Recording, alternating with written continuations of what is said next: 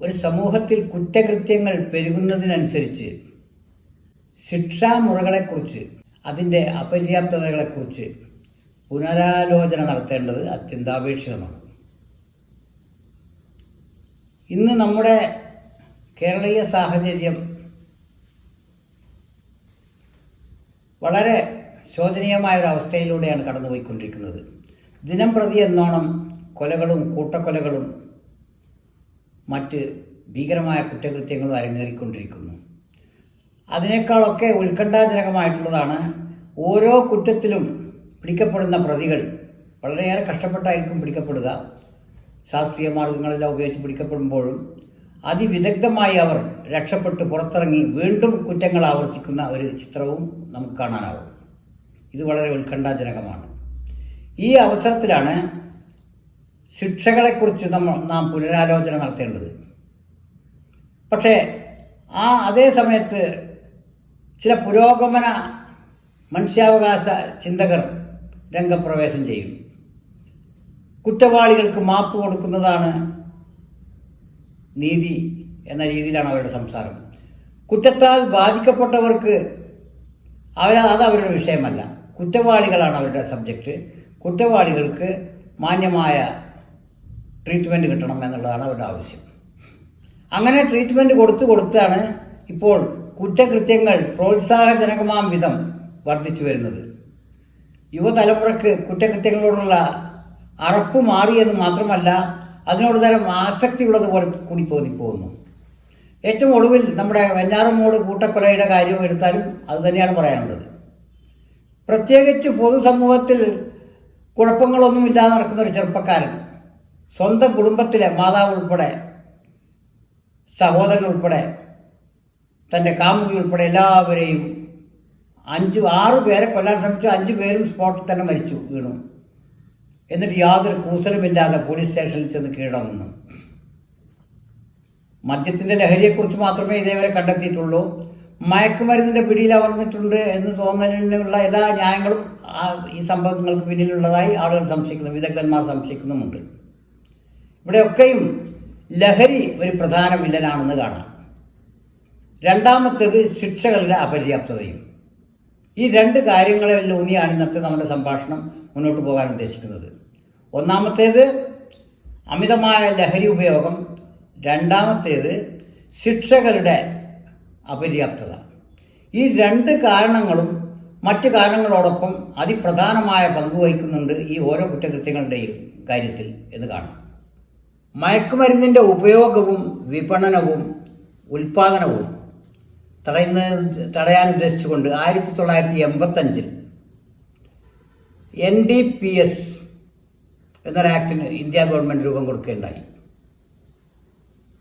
ആ നിയമം അന്താരാഷ്ട്ര UN സ്പോൺസേഡ് നിയമങ്ങളുമായി കൈകോർത്തുകൊണ്ടാണ് പലപ്പോഴും ആഗോളതലത്തിൽ ഡ്രഗ് ട്രാഫിക്കിനെതിരെ പ്രവർത്തിച്ചുകൊണ്ടിരിക്കുന്നത്. ഇന്ത്യയിൽ അത് നമ്മുടെ കേന്ദ്ര ആഭ്യന്തര വകുപ്പിന് കീഴിൽ പല ഡിപ്പാർട്ട്മെൻറ്റുകളായി പ്രവർത്തിക്കുന്നുണ്ട്.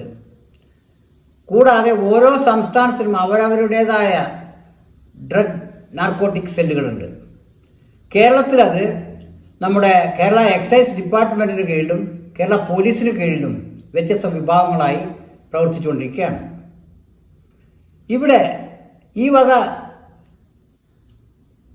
നാർക്കോട്ടിക് കൺട്രോൾ സെല്ലുകളൊക്കെ ഉണ്ടായിട്ടും ഈ അടുത്ത കാലത്തായി, സമീപകാലത്തായി, 1985 മുതൽ ഉണ്ടാക്കിയ നിയമങ്ങൾ ഉണ്ടെങ്കിലും ഈ സമീപകാലത്തായി ഈ വർദ്ധിച്ചു വരുന്ന ഡ്രഗ് ഉപയോഗം എന്തുകൊണ്ടാണെന്ന് ചിന്തിക്കേണ്ടതാണ്.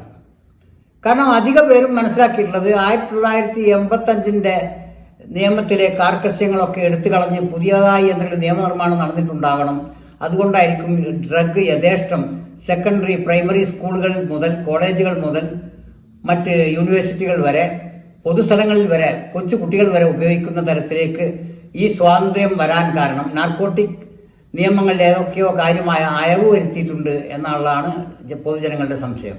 എന്നാൽ 1985 ആ നിയമം അതേപടി തന്നെ നിലനിൽക്കുകയാണ് ഇന്നും എന്ന് കേൾക്കുന്നു. എന്നിട്ടും ഈ സമീപകാലത്തായി പൊതു ഇടങ്ങളിൽ പോലും ഇതേ രീതിയിൽ സ്കൂൾ പ്രൈമറി തലം തൊട്ട് മയക്കുമരുന്നിൻ്റെ പിടിയിൽ അമർന്നുകൊണ്ടിരിക്കുകയാണ് കുട്ടികൾ നാൾക്ക് നാൾ. ഇതിനിടയിലാണ് ഡ്രഗ് ട്രാഫിക്കേഴ്സ്, ഡ്രഗ് കൊണ്ടു നടക്കുന്നവർ, വിൽപ്പന നടത്തുന്നവർ, കുട്ടികളിൽ തന്നെ ഒരു വിഭാഗം വിൽപ്പനക്കാരായി മാറുന്ന അവസ്ഥ.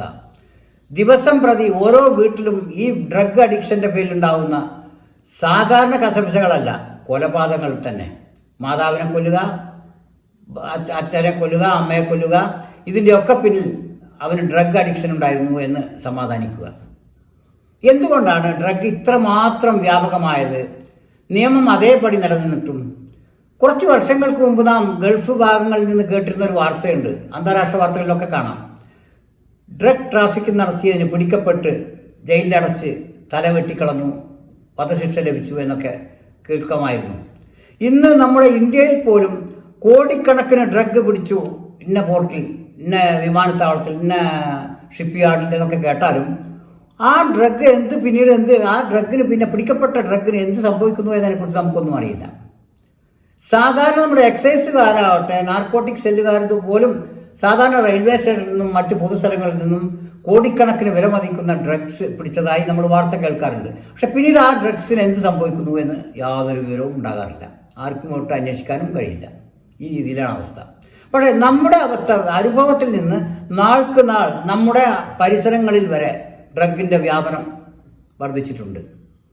ഈ അടുത്ത കാലത്ത്, ഏകദേശം ഒരു വർഷം മുമ്പ്, പൊതുസ്ഥലത്തിരുന്ന് 10 കുട്ടികൾ, സ്കൂൾ കുട്ടികൾ, ഹൈസ്കൂൾ കുട്ടികളാണ്, ഡ്രഗ് ഉപയോഗിക്കുന്നത് അവരുടെ തന്നെ രക്ഷാകർത്താക്കൾ ഉൾപ്പെടെ ചിലർ പിടികൂടുകയുണ്ടായി. അവരിൽ ആരോ പോലീസിന് വിവരം അറിയിച്ചു. പോലീസ് വാഹനം എത്തി, 2-3 പോലീസുകാരും വന്നു. അതിനിടയ്ക്ക് ഇവർക്ക് ഡ്രഗ് സപ്ലൈ ചെയ്ത വ്യക്തിയെയും ആരോ കൊണ്ടുവന്ന് നിർത്തി.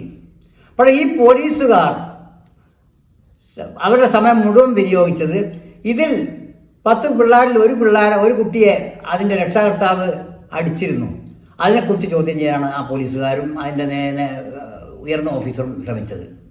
അതിനിടയ്ക്ക് മറ്റുള്ളവർ പറയുന്നുണ്ട്, ഇവനാണ് ഈ ഡ്രഗ് എത്തിക്കുന്ന വ്യക്തി എന്ന് പറഞ്ഞ് ഒരു യുവാവിനെ ചൂണ്ടിക്കാണിച്ച് അവനെ കൊണ്ടുവന്ന് നിർത്തിയിട്ടുണ്ടെങ്കിലും അതിനെ തിരിഞ്ഞു പോലും നോക്കുന്നില്ല അവർ. ഏറ്റവും ഒടുവിൽ അവസാനം ഈ പോലീസ് ഉദ്യോഗസ്ഥൻ ആ ഡ്രഗ് ട്രാഫിക്കറോട് ഒരു തള്ളു കൊടുത്ത് പറഞ്ഞു, ഇനി മേലിൽ ഈ പ്രദേശത്ത് കണ്ടുപോകരുത് എന്നും പറഞ്ഞ് അവനെ അട്ടി ഓടിക്കുകയും ചെയ്തു. പോലീസിന് വേറെ ധൃതിയുണ്ട്, വേറെ പണിയുണ്ട് എന്നും പറഞ്ഞ് അവർ തിരിച്ചു പോവുകയും ചെയ്തു. മാത്രമല്ല, കുട്ടികളെ ഉപദ്രവിച്ചതിന് ചിലപ്പോൾ ഞാൻ വേണ്ടി വന്ന കേസെടുക്കുമെന്ന് ഭീഷണി കൂടെ മുഴക്കിയിട്ടാണ് പോലീസ് സംഘം പോയത്. ഇതിൽ നിന്ന് നമുക്ക് എന്താണ് മനസ്സിലാക്കേണ്ടത്? നാളെ ആരെങ്കിലും ആ കുട്ടികളുടെ ഇത്തരം ദുശ്ചെയ്തികളെ ചോദ്യം ചെയ്യാൻ കഴിയുമോ? സ്വന്തം പിതാവിന് പോലും അവൻ്റെ സ്വന്തം മകൻ്റെ ദുശ്ചെയ്തിയെ ചോദ്യം ചെയ്തതിന് പോലീസുകാരൻ്റെ ചോദ്യം ചെയ്യലിന് നേരിടേണ്ടി വന്നു എന്ന് പറയുമ്പോൾ എത്ര ശോചനീയമാണ് അവസ്ഥ. എന്താണ് ഇവിടെ സംഭവിച്ചുകൊണ്ടിരിക്കുന്നത്? കേന്ദ്ര സംസ്ഥാന സർക്കാരുകളുടെ കീഴിൽ അവരുടെ ആനുകൂല്യം പറ്റുന്ന ആരൊക്കെയോ ഈ ഡ്രഗ് വ്യാപനത്തിൻ്റെ പിന്നിൽ ശക്തമായി ഉണ്ട് എന്ന് സംശയിക്കത്തക്ക രീതിയിൽ ആണ് കാര്യങ്ങളുടെ മുന്നോട്ട് പോക്ക്. ഇതൊരു വശത്ത് കിടക്കുമ്പോഴാണ് ഇനി കുറ്റകൃത്യങ്ങൾക്ക് പ്രോത്സാഹനം നൽകുന്ന ഡ്രഗ്സ് ആണെന്ന് വെക്കുക, അല്ലെന്നിരിക്കട്ടെ, അല്ല എന്ന് തന്നെ കരുതുക. അങ്ങനെ വരുമ്പോഴും യുവതലമുറ കുറ്റകൃത്യങ്ങളിലേക്ക് ഇത്രമേൽ ആകൃഷ്ടരാകാനുള്ള ഒരു കാരണം അവർക്ക് അർഹമായ ശിക്ഷ കിട്ടാത്തത് തന്നെയാണ്. ശിക്ഷിക്കുക കുറ്റവാളിയെ എന്ന് വെച്ചാൽ വളരെ പ്രാകൃതമായ ഒരു ഏർപ്പാടാണെന്നുള്ളൊരു വർത്തമാനം കേൾക്കാറുണ്ട്. ആരെങ്കിലും വധശിക്ഷയെക്കുറിച്ച്, ക്യാപിറ്റൽ പനിഷ്മെൻറ്റിനെ കുറിച്ച് പറഞ്ഞാൽ ഉടനെ 6-ാം നൂറ്റാണ്ടിലെ സൗദി അറേബ്യയിലെ ശിക്ഷാ സമ്പ്രദായമാണെന്നൊക്കെ പറയാൻ തുടങ്ങും. വാസ്തവത്തിൽ 6-ാം നൂറ്റാണ്ടിലെ അല്ല, അതിനും എത്രയോ മുമ്പ് മാസിഡോണിയൻ, മെസപ്പൊട്ടേമിയൻ, സുമേറിയൻ നിയമങ്ങളിൽ കണ്ണിന് കണ്ണ്, കയ്യിന് കയ്യ്, തലക്ക് തല എന്ന ശിക്ഷാ സമ്പ്രദായം നിലവിലുണ്ട്, കർശനമായ ശിക്ഷകൾ. അതിനുശേഷം ഇങ്ങോട്ട് ഈജിപ്ത് ആവട്ടെ, മെസപ്പൊട്ടേമിയ ആവട്ടെ, ഗ്രീക്ക് ആവട്ടെ, റോമ ആകട്ടെ, നാനാതരം ശിക്ഷാവിധികൾ കൊണ്ട് ഈ സമൂഹത്തെ പിടിച്ചു നിർത്തിയിട്ടുള്ളത് എന്ന് കാണാം. കാരണം കുറ്റവാളിക്ക് അനുകൂലമായ രീതിയിൽ സമൂഹം വളഞ്ഞു കൊടുത്താൽ കുറ്റകൃത്യത്തിന് ആ സമൂഹം നശിച്ചു പോകും. വാസ്തവത്തിൽ ഈ പറഞ്ഞ നാഗരികതകളിലൂടെ രൂപപ്പെട്ടു വന്ന ശിക്ഷാമുറകൾ കൊണ്ടാണ് ലോകം ഇന്നത്തെ ഈ അവസ്ഥയിലെങ്കിലും എത്തി നിൽക്കുന്നത് എന്ന് കാണാം. ആധുനികരെന്ന് അവകാശപ്പെടുന്ന ഈ പുതിയ സമൂഹം പോലും ഈ ഏറ്റവും അടുത്ത കാലത്താണ് നമുക്ക് അമേരിക്കയിൽ ഗോണ്ടനാമോ തടവറകൾ നമ്മൾ കേട്ടിട്ടുണ്ട്. അത് കേട്ടുകേൾവിയൊന്നുമല്ല, അത് വസ്തുതയാണ്. നമ്മുടെ മുമ്പിൽ ഇപ്പോഴും നിലനിൽക്കുന്ന ഒരു തടവറയാണത്. അവിടുത്തെ ശിക്ഷാമുറകളെക്കുറിച്ച് നാം കേട്ടിട്ടുണ്ട്. ആ കൂട്ടരാണ്, അതിനെയൊക്കെ അനുകൂലിക്കുന്ന കൂട്ടരാണ് നമ്മുടെ നാട്ടിൽ കൂട്ടക്കൊല നടത്തിയവനെ വെറുതെ വിടണം, അവന് കോഴി ബിരിയാണി കൊടുക്കണം, ആട്ടിറച്ചി വരട്ടി കൊടുക്കണം എന്ന് പറഞ്ഞുകൊണ്ട് നടക്കുന്നത്. ഇത് എവിടുത്തെ ഇരട്ടത്താപ്പാണ്? അതുകൊണ്ട് ഇന്ത്യയിലെ തന്നെ ശിക്ഷാമുറകളെക്കുറിച്ച്, പഴയ കാലത്തെ ശിക്ഷാമുറകളെ ചിന്തിച്ചാൽ ലോക നാഗരികതകളിലൊക്കെ ഉള്ളതുപോലെ തന്നെ ഇന്ത്യയിൽ അത് കുറെ കൂടി കഠിനമായിരുന്നു എന്ന് കാണാം. കാരണം പക്ഷേ മറ്റെവിടെയും ഇല്ലാത്ത വിധം ഇന്ത്യയിൽ അതിൽ ജാതി അടിസ്ഥാനമാക്കിയിരുന്നു, വർണ്ണങ്ങളെ അടിസ്ഥാനമാക്കിയായിരുന്നു ശിക്ഷ വിധിച്ചിരുന്നത്. ഇന്ത്യയിലെ അതിവിചിത്രമായ പല ശിക്ഷാമുറകളും നമുക്ക് ചരിത്രരേഖകളിലൂടെ പരിശോധിച്ചാൽ മനസ്സിലാക്കാവുന്ന കാര്യമാണ്, എത്രയോ സിമ്പിളായിട്ട്.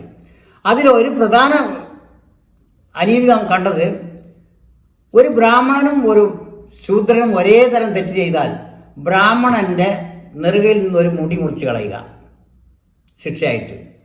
അതേ സമയത്ത് ശൂദ്രന്റെ തല കല്ലിൽ വെച്ച് ആനയെ കൊണ്ട് ചവിട്ടി പൊട്ടിക്കുക. ഇത്രയും സിമ്പിളായിരുന്നു നമ്മുടെ ശിക്ഷാമുറകൾ.